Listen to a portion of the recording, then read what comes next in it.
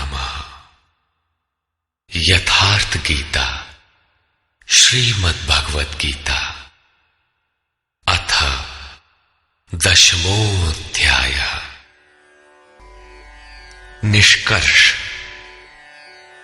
इस अध्याय में श्री कृष्ण ने कहा कि अर्जुन, मैं तुझे पुनः उपदेश करूंगा क्योंकि तू मेरा अतिशय प्रिय है। पहले कह चुके हैं, फिर भी कहने जा रहे हैं, क्योंकि पूर्ति पर्यंत सद्गुरु से सुनने की आवश्यकता रहती है। मेरी उत्पत्ति को न देवता और न महर्षि गण ही जानते हैं, क्योंकि मैं उनका भी आदि कारण हूं।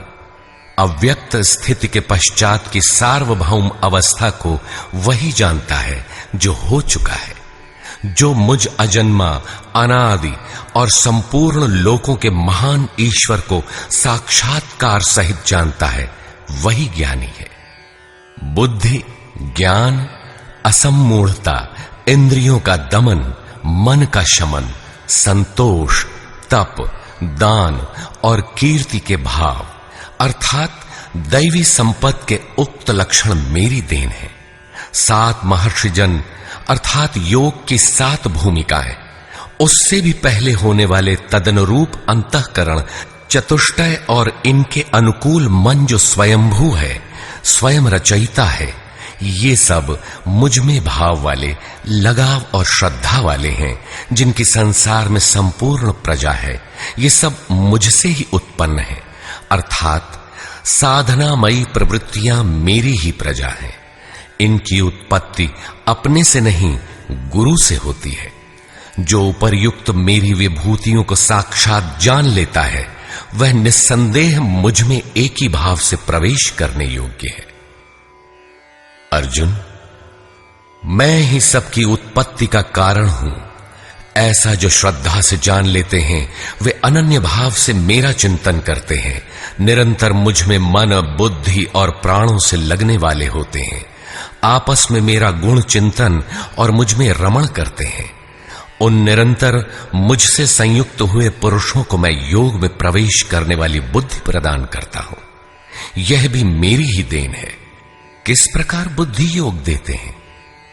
तो अर्जुन, आत्मभावस्थ उनकी आत्मा में जागृत होकर खड़ा हो जाता हूं और उनके हृदय में अज्ञान से उत्पन्न अंधकार को ज्ञान रूपी दीपक से नष्ट करता हूं।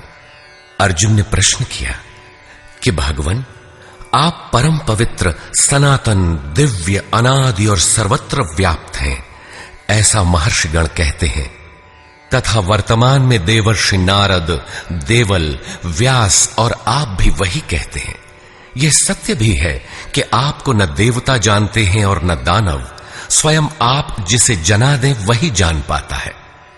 आप ही अपनी विभूतियों को कहने में समर्थ हैं। अतः जनार्दन, आप अपनी विभूतियों को विस्तार से कहिए। पूर्ति पर्यंत इष्ट से सुनते रहने की उत्कंठा बनी रहनी चाहिए। आगे इष्ट के अंतराल में क्या है, उसे साधक क्या जाने।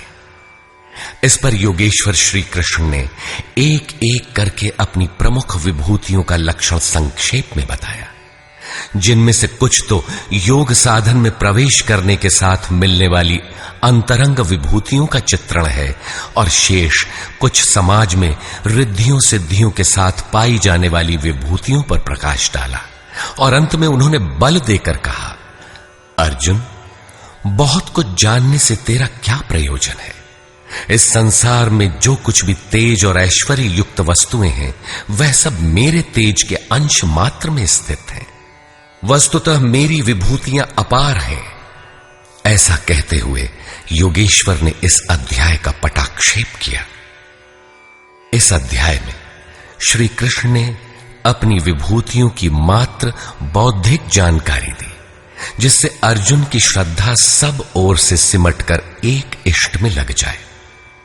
किंतु बंधुओं, सब कुछ सुन लेने और बाल की खाल निकालकर समझ लेने के बाद भी चलकर उसे जानना शेष ही रहता है। यह क्रियात्मक पथ है। संपूर्ण अध्याय में योगेश्वर की विभूतियों का ही वर्णन है। अतः ओम तत्सदिति श्रीमद् भगवद गीता सूपनिषत्सु ब्रह्म विद्यायाम योग शास्त्रे श्री कृष्णार्जुन संवादे विभूति वर्णन योगो नाम 10वां अध्याय।